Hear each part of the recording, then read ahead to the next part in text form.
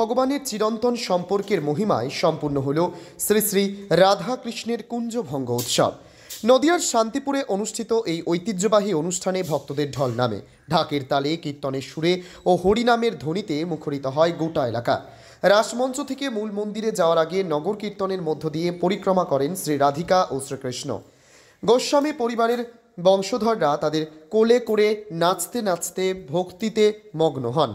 কুঞ্জভঙ্গ অনুষ্ঠান দেখতে বিজয়কৃষ্ণ গোস্বামী বাড়িতে ছিল অসংখ্য দর্শনার্থী থেকে শুরু করে ভক্তরা।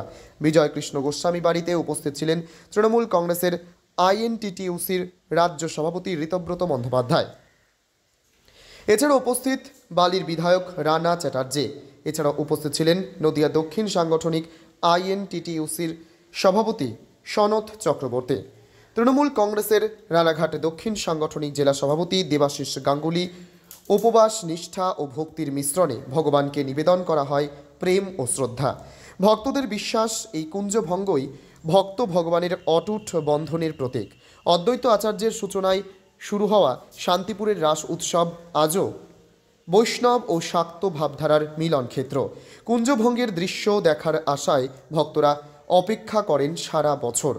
আবারও নতুন আশায় শুরু হয় প্রহর গোনা আগামী রাসের জন্য। নদিয়া শান্তিপুর থেকে আদিত্য সাহার report, crime press Bengal news. সুন্দর ব্যাখ্যা দিয়েছেন, বললেন আমরা সমৃদ্ধ হলাম। আমি শুধু একটা কথাই বলবো যে আমি দেখুন জন্মান্তরে বিশ্বাস করি, হয়তো পূর্বজন্মে কিছু যৎকিঞ্চিত পুণ্য অর্জন করেছিলাম, যার ফলে আমাদের পুণ্য মানুষ ব্রজকিশোর গোস্বামী মহাশয়ের আমন্ত্রণে এই পুণ্য বাটিতে, বিজয়কৃষ্ণ গোস্বামীর পুণ্য বাটিতে এখানে আসতে পেরেছি এবং কুঞ্জভঙ্গ পর্বে নগর পরিক্রমা শ্যামসুন্দরজিও শ্রী রাধা মাধবের সঙ্গে নিয়ে আমরা পরিভ্রমণ করতে পেরেছি। এটা পুণ্যজন্মের যৎকিঞ্চিত পুণ্যার্জনের হয়তো ফল বলেই মনে করি। এটা আমার সৌভাগ্য, এর বেশি কিছু আমার বলার নেই। খুব সম্ভবত স্বস্তিক আপনি এসেছেন মানুষের জন্য। সকলের মঙ্গল। একটা কুঞ্জ সাজানো হয় রাস পূর্ণিমার আগের দিন থেকে। রাস পূর্ণিমার দিন ভগবান বসেন শ্রী রাধিকাকে নিয়ে। দ্বিতীয় দিন তিনি ভক্তদের আবার দর্শন দেওয়ার জন্য সেই কুঞ্জে বসেন।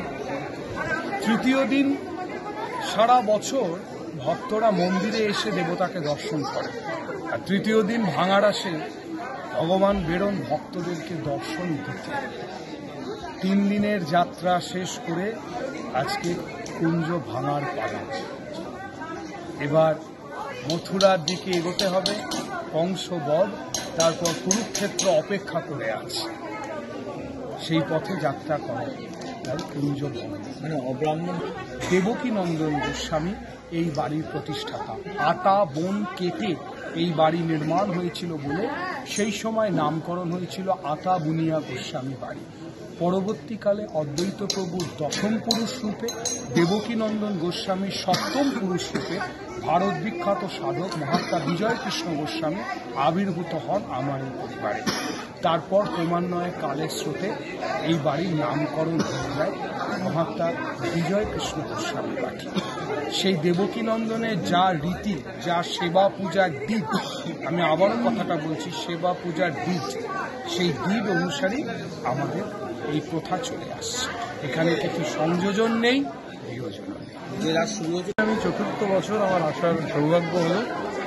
এটা একটা বহু শতাব্দীর ধারাবাহিকতা, যে ধারাবাহিকতা নিয়ে আজকের এই কুঞ্জভঙ্গ অনুষ্ঠান হয়। বিজয়কৃষ্ণ গোস্বামীর বাটি থেকে শ্যামসুন্দরজিউ, রাধা মাধব তারা বেরোন। এখানে ব্রজকিশোর গোস্বামী আছেন, যিনি এই বংশের শেষ পুরুষ, একটি বর্তমানের শেষ পুরুষ।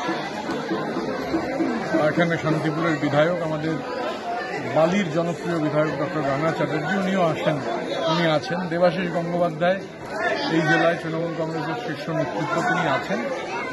এটাই বলার যে বাংলার মাটির একটা ধারাবাহিক যে কৃষ্টি সংস্কৃতি রয়েছে, চৈতন্য মহাপ্রভুর হাত ধরে জাত, ধর্ম, বর্ণের ঊর্ধ্বে উঠে মানুষকে সমবেত করা, এই নগর কীর্তন হচ্ছে প্রকৃতপক্ষে প্রথম মিছিল। মানে আমাকে কেউ যদি জিজ্ঞাসা করেন, আমি বলবো যে প্রথম স্লোগানও চৈতন্য দিয়েছেন, প্রথম মিছিলও চৈতন্য করেছেন। তো এই যে মানুষ এবং স্বাভাবিকভাবে চৈতন্য আমাদের দেশের প্রথম বিপ্লবী, প্রথম সমাজ সংস্কারক। তো এখানে রাধা মাধবের মূর্তি নিয়ে এই যে নগর কীর্তন বা কুঞ্জভঙ্গ অনুষ্ঠান, মানে এটা প্রভু চান, রাধা মাধব চান, তাই আসার সুযোগ হয়, বারবার আসার সুযোগ হয়। তো এবারেও আসতে পেরে প্রতিবারের মতোই ভালো লাগছে। শান্তিপুরে অন্য কোথাও শান্তিপুরের রাস, তার যে ইতিহাস এবং ঐতিহ্য, তার মধ্যেই বড় গোসাই বাড়ির যে অবদান, তো সেখানে এই চতুর্থবার আমি এলাম। শুনছিলেন মাননীয় সাংসদ বলছিলেন এক্ষুনি চতুর্থবার আমরা একসাথে আসি এবং এখানকার